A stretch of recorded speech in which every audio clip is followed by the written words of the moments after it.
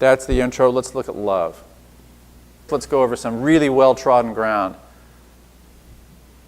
The greatest commandments are love, aren't they? Love the Lord your God with all you've got. With all that we are to love the Lord our God. We are to love our neighbor as ourself.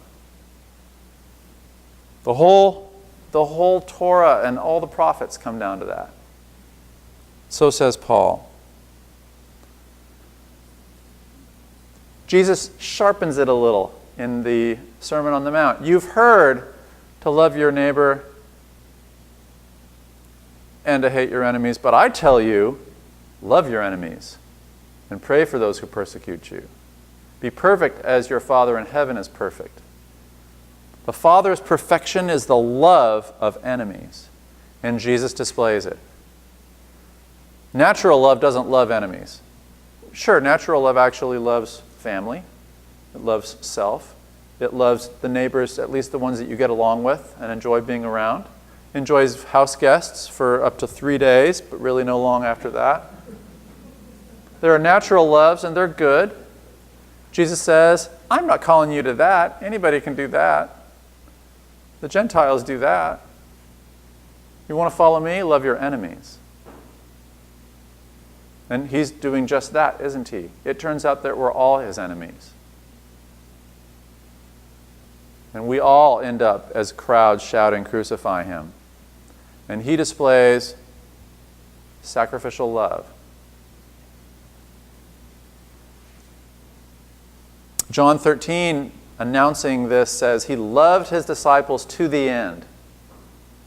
This is when he issues the commandment, I give you a new commandment, to love one another. Now, either that's not a new commandment because we've been told to love one another all along, or it's a new kind of love. Right? It's a commandment to another level of love than the one that we've been called to earlier. So that's just the context that you know because you've heard it so many times in church for the importance of love. And this is really why love comes first and why for Paul love comes first. We've disordered love, right? We've taken our love, which rightly belongs to God first, and our neighbor second, and ourselves third, and we've reversed the order. Augustine calls that disordered love, wrongly ordered love. It's not bad to love, it's bad to love in the wrong way. And to put myself before others is loving in the wrong way. It's a good thing misused.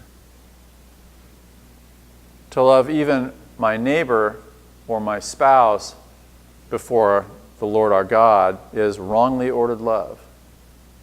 And he says somewhere, that kind of love is better called hate.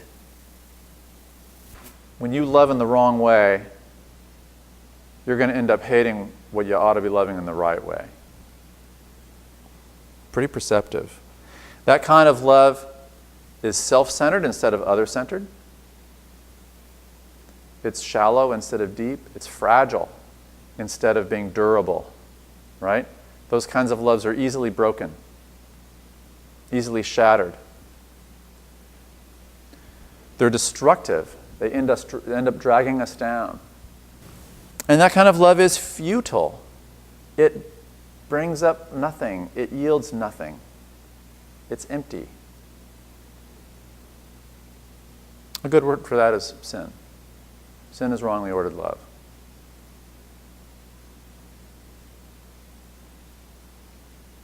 There's a lot of attention to desires, evil desires in the New Testament, often juxtaposed with this language about love. 1 John 2, starting at 15. Do not love the world or the things in the world. If anyone loves the world, love for the Father is not in him or her. For all that is in the world, the lust of the flesh and the lust of the eyes and the pride of life is not of the Father, but is of the world. And the world passes away, and the lust of it. This is an attraction to the things of the world for the immediate benefit and gratification of the self. All right. 1 John is not talking about the Father's love 1 John is talking about my love for my first car, a red Volkswagen Scirocco. And it's not wrong to be attracted to things, right? We are creatures who are made to be attracted to things. It's just when we let those attractions come before our love that they become evil desires.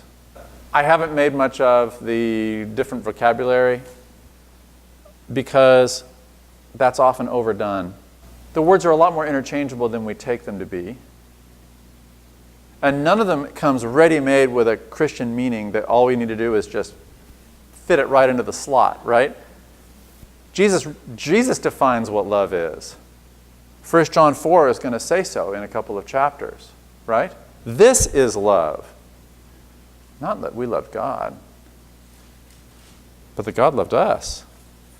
Beloved, if God so loved us, don't just think so much, but in this way, we also ought to love one another. All right? The love of Father, Son, and Holy Spirit explodes our definitions of love and replaces them with God's definition of love. Whatever word you use, whether you use the word agape or philia or eros for that matter, all Greek words that you could use for love. English has one word that we try to make mean everything. That'll do too, as long as we know that the love we're talking about is the love of God in Jesus Christ. Here's another place. James chapter 1, 14. Each person is tempted when he or she is lured and enticed by their own desire. Then desire, when it's conceived, gives birth to sin. And sin, when it's full grown, brings forth death. Evil desire from the heart brings forth death through sin. Whereas these gifts from the Father make us born again, make us first fruits. So, evil desire is often paired against love. Disordered love, destructive love, versus life-giving, sacrificial, proper love. And where I want to pause for a moment is to ask, when our culture uses the word love, what do we usually mean? In fact, when Christians, from day to day, when we use the word love, what do we usually mean by it? How often do we use love in this way as what the New Testament calls evil desires? All the time, I think. It's tricky. We have a vocabulary where we have two basically opposite meanings of the same word. And one of them is death-bringing and one of them is life-giving. Wow. The stakes are high in whether we understand what Paul's talking about or not. If we misdirected love and turned it into a thing of destruction and death, God's task is to redirect love and restore it and put it back in its proper, direct it back to its proper object. So, counterposed to evil desire, the Greek word is epithumias, evil desire, is sacrificial love, faithful, hopeful love. And notice that I used the words that we're going to be talking about soon, because so does Paul. Love is faithful, or it's not love. Love is hopeful, or it's not love. And that kind of love is victorious, conquering, infectious, invasive love that evil desire can't compete with, or rather can't beat. If evil desire comes in the form of sin, this love comes in the form of grace. This is what God showed us first so that we could even get an idea of it, let alone receive it and pass it on. What we're looking at here is the logic of sin and grace, a kind of flowing of love from the Father through the Son to us in the Holy Spirit. out to one another. That's the logic of 1 John 4 to 5. We're responsible for evil desires. They come from us and they circulate among us. But this love comes down to us and then circulates among us as a result of God's grace. Let's close out by looking at 1 Corinthians 13. We've got to look here. How do I love in an appropriately Christian way when things are difficult? And believe it or not, things have been difficult once in a while in our relationships. And things are difficult in Corinth, right? In the church in Corinth, things are very difficult. And that's why in the middle of writing regulations and suggestions for worship practice, he pushes pause. He's talking about spiritual gifts. He's talking about things that are from the Father, that are life-giving for the congregation. And he says, now let's put all this in context. Let's give it a framework. Let's give knowledge and prophecies and tongues a framework. Right? And what is that framework? Well, it's agape. It's love. If I speak in the tongues of humans and of angels, but I don't have love, I'm a noisy gong or a clanging cymbal. Right? The gifts themselves are nothing. In fact, they're irritating. And if I have prophetic powers and I understand all mysteries and all knowledge, degree after degree after degree, and I have all faith so as to move mountains, but I have not love, I am nothing. And if I give away all I have, and if I deliver my body to be burned, and that's sacrifice, right? That's nobility, that's semper fidelis. And I have not love, I gain nothing. So without this framework, all that we strive for, the best that we can do to do our duty to God and our country, to obey the Scout Law, is nothing. Or it's irritatingly nothing. Wow. And then he gives a definition, and I think also a distinctive definition of love. Love is patient and kind. And I like to invert this, and this is what I found myself doing as I was going through this passage. If it's not patient, whatever it is, it's not love. If my affection for my child or my spouse or my student causes me to lose patience, it's not love. And I really should find a different word for it. If it's not kind, it's not love. Right? And when I've been hurt, it's easy to respond to that hurt with aggression. And that response might be caused by being betrayed by someone I love, but that response is not love. And it's not out of love, or at least it's only out of misdirected love, wrongly ordered love, perverted evil desire.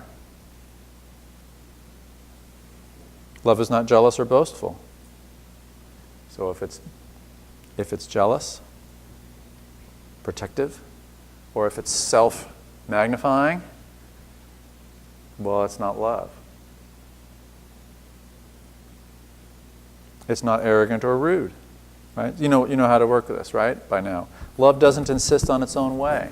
So if I am insisting on my own way, like what did you say? Like I want all my kids to take this path because it's best for them, and I insist, Paul's going to say, well, you're wishing them well in a way. You're expressing some kind of desire for their good, but you're not loving them. This has been hard to take, actually, Paul's words. They're difficult words, aren't they? Can you imagine being the Corinthian church? And you're embittered, and you're in a fight with one another over any of the many things that they're arguing over in Corinth. And he says, love doesn't insist on its own way. Can I distinguish between my genuine desire to will the good of my children even when their own wills are out of step with what's good for them and what's right for them? Which happens all the time. It happens all the time with me too. It's not irritable or resentful.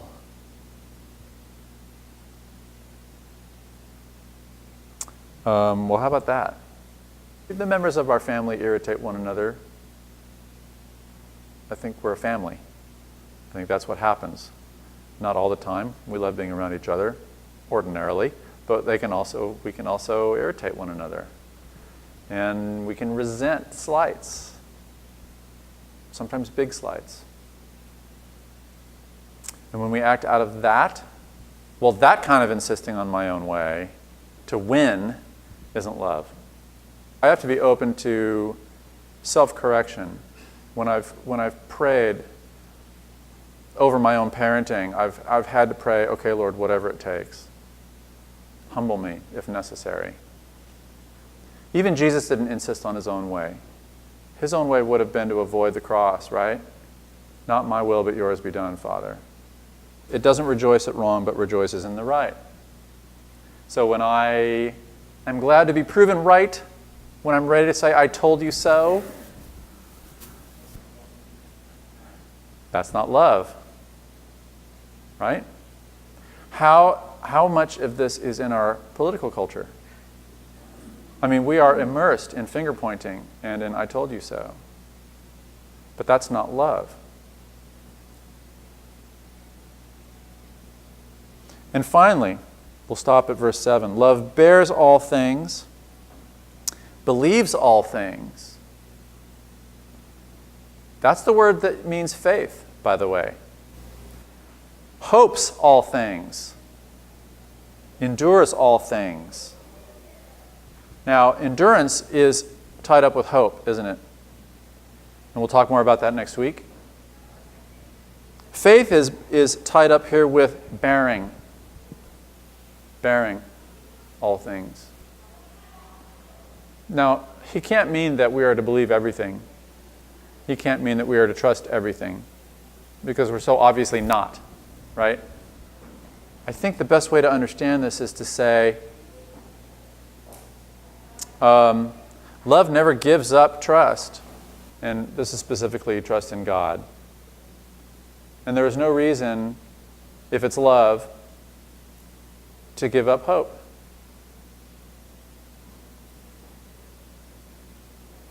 Love hopes all things, and therefore endures all things. Love bears all things, and therefore trusts all things, at least to God.